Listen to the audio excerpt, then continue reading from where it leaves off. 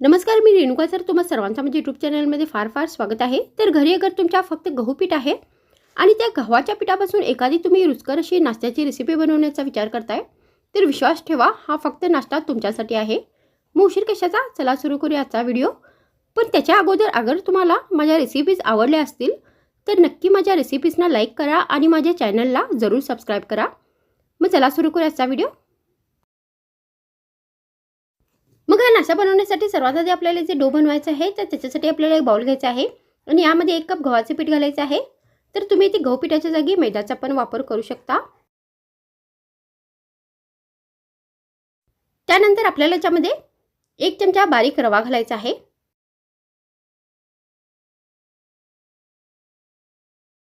मग आपल्याला याच्यामध्ये चवीनुसार रेड चिली फ्लेक्स घालायचे आहेत. तर तुम्ही इथे बारीक चिरलेल्या हिरव्या मिरचीचा नाही तर लाल मिरची पावडरचा पण चवीनुसार वापर करू शकता.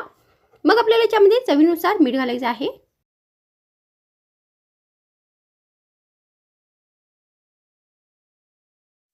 त्यानंतर यामध्ये आपल्याला अर्धा चमचा जिरे घालायचे आहे.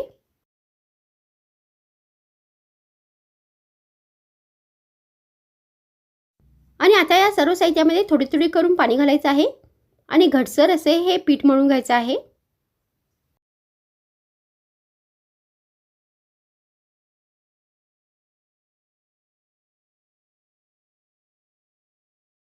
मग पीठ पूर्णपणे मळून झाल्यानंतर हे पीठ आपल्याला 5 मिनिटांपर्यंत असेच भिजण्यासाठी ठेवून द्यायचं आहे.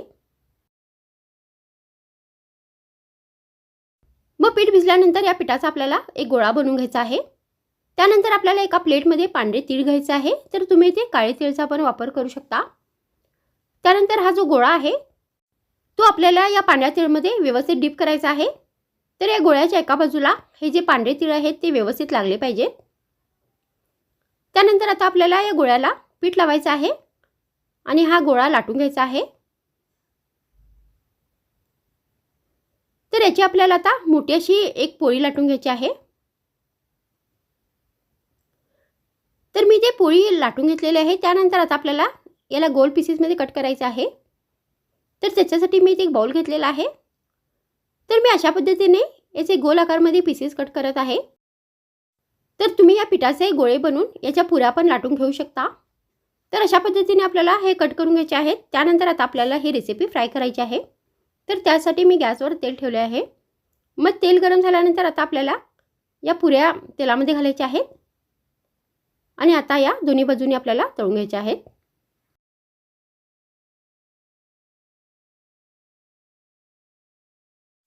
तर तुम्ही अशा पद्धतीने फक्त गहू पिठाचा वापर करून हा रुचकर असा नाश्ता बनवू शकता आणि याला तुम्ही गरमागरम चहा या कॉफी बरोबर देऊ शकता.